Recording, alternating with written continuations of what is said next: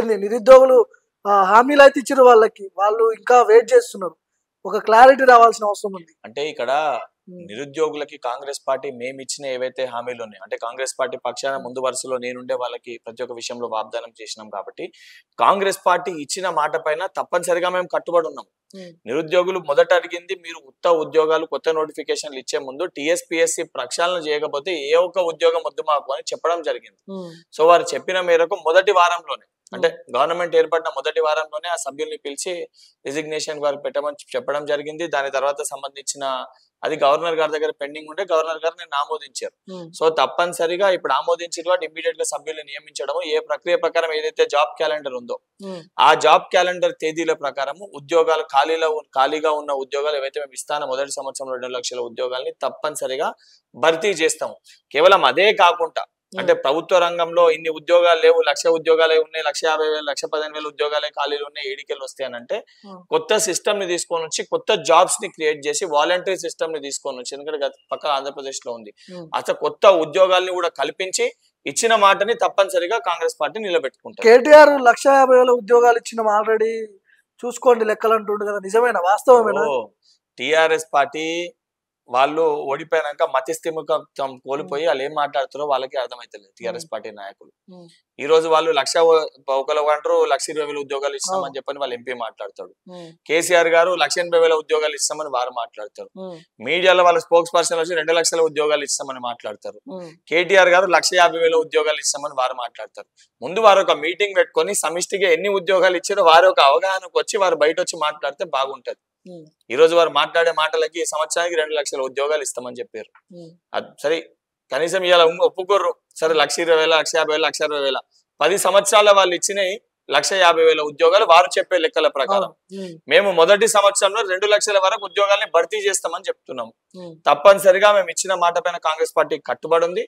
కానీ కావాలని చెప్పి నిరుద్యోగులని తప్పుదో పట్టించి కొంతమంది వ్యక్తులు, ఇండైరెక్ట్ గా టిఆర్ఎస్ పార్టీ వ్యక్తులు ఈ జియో 46 గానీ లేదా హారిజాంటల్ వర్టికల్ సిస్టమ్ పైన కానివ్వండి, వాళ్ళు కావాలని చెప్పని ఉద్దేశపూర్వకంగా విద్యార్థుల మధ్యలో చిచ్చు పెట్టి ఈ మొత్తం ప్రాసెస్ కూడా న్యాయస్థానంలో కేసులు వేసే విధంగా చేసి ఈ ప్రక్రియని ఆపే ప్రయత్నం టిఆర్ఎస్ పార్టీ నాయకులు చేస్తారు. నిరుద్యోగులను తప్పుదో పట్టించే ఒక ప్రయత్నం చేస్తారు. అది డిఎస్సి అభ్యర్థులు కానీ అందరినీ కూడా. కాంగ్రెస్ పార్టీ మేము ఏదైతే ఎలక్షన్ల ముందు ఇచ్చిన మేనిఫెస్టోకి మేము కట్టుబడి ఉన్నాము, మా జాబ్ క్యాలెండర్ కి మేము కట్టుబడి ఉన్నాము. మాకేదన్నా తప్పు జరిగినా, ఎక్కడన్నా ఏదైనా తప్పు జరుగుతుందన్నా, ఏదైనా పోస్ట్మెంట్ కావాలన్నా పూర్తి స్థాయిలో మా తలుపులు ఓపెన్ ఉన్నాయి. ఎప్పుడన్నా మీరు మాకు వచ్చి ఏ సమస్య అన్నా చెప్పొచ్చు. ఒకవేళ ఏడాదిలో భర్తీ చేయకపోతే మళ్ళీ అదే ఉద్యమం, అదే పోరాటం మీ మీద స్టార్ట్ అయ్యే అవకాశం కూడా కనిపిస్తా ఉంది. మీకు ఏమంటున్నా, ఏడాదిలో మేము పూర్తి చేయకపోతే ఉద్యమం స్టార్ట్ చేస్తామని చెప్పి మీరు మాట్లాడుతారు. 5 నెలనే అవుతుంది. మేము చెప్పిన దాని ప్రకారము గతంలో టిఆర్ఎస్ పార్టీ అధికారంలోకి వచ్చినాక నిరుద్యోగుల గురించి 4 సంవత్సరాల వరకు ముఖ్యమంత్రి గారు నోరే మెదపలే, మాట్లాడలే. మొదటి వారం రోజులనే టీఎస్పీఎస్సీ మాకు ఫస్ట్ ప్రయారిటీకి తీసుకొని ముఖ్యమంత్రి గారు నిరుద్యోగులే రేపటి భావి భారత పౌరులు, తెలంగాణ అభివృద్ధి చెందాలంటే తెలంగాణలో ఉన్న నిరుద్యోగుల సంఖ్య అనేది తగ్గాలి, నిరుద్యోగులు వాళ్ళ కాలం పైన వాళ్ళు నిలుచుకోవాలి, వాళ్ళు నిరుద్యోగులు కాదు తెలంగాణ ఆనిముత్యాలు లెక్క వారిని చూడాలనే ఉద్దేశంతో అంత కట్టుదిట్టమైన ఏర్పాట్లు చేసి, అంటే అంత తక్షణమే తొలగించి ఇంత ట్రాన్స్పరెన్సీ ఇంత సిస్టమ్ జరుగుతున్నప్పుడు నిరుద్యోగులు నమ్మకం ఎందుకు ఉండదు? వాళ్ళకి ప్రక్షాళన చేస్తామని చెప్పారు కదా, అధికారంలోకి రాగానే మొదటగా చేయాల్సింది ప్రక్షాళన చేస్తాం టీఎస్పీఎస్సీ అన్నది ఎంతవరకు వచ్చింది? అది ఇంకా కాలేదు. అరే ప్రక్షాళన కోసమే కదా మేము ఇమీడియట్ గా వాళ్ళని సభ్యులు పిలిచినాము, రిజిగ్నేషన్ ఇప్పించినాము, వారం రోజులను ఇప్పించినాం. గవర్నర్ గారు ఆమోదించాలి కదా, అది ఇండిపెండెంట్ బాడీ. ముఖ్యమంత్రి గారు రద్దు చేసి తీసి జియో పాస్ చేసి కొట్టడానికి రాదు కదా, అది గవర్నర్ గారు ఆమోదించాలి. గవర్నర్ గారు ఆమోదించారు. ఇప్పుడు కూడా చెప్తున్నా, నేను లాస్ట్ ఇంటర్వ్యూలో చెప్పిన గవర్నర్ గారు ఆమోదించిన వారం 10 రోజుల లోపల మొత్తము టీఎస్పీఎస్సీ ఫిల్ అయిపోతుంది అని ఇప్పుడు కూడా చెప్తున్నా. 25వ తారీఖు లోపల కంప్లీట్ గా టీఎస్పీఎస్సీ ఫిల్ అయిపోతుంది. ఇంత కాన్ఫిడెంట్ గా నేను చెప్పగలుగుతున్నా కదా. జాన్ ఎండింగ్ వరకు ఇది క్లోజ్ అవుతుంది. జాబ్ క్యాలెండర్ ప్రకారం ఆల్టర్నేటివ్ ఆ ప్రాసెస్ కూడా జరుగుతూనే ఉంది. జాబ్ క్యాలెండర్ ప్రకారం ఉద్యోగ నోటిఫికేషన్లు ఇస్తాం, ఉద్యోగాన్ని కూడా భర్తీ చేస్తాం. ఇది చాలా క్లియర్.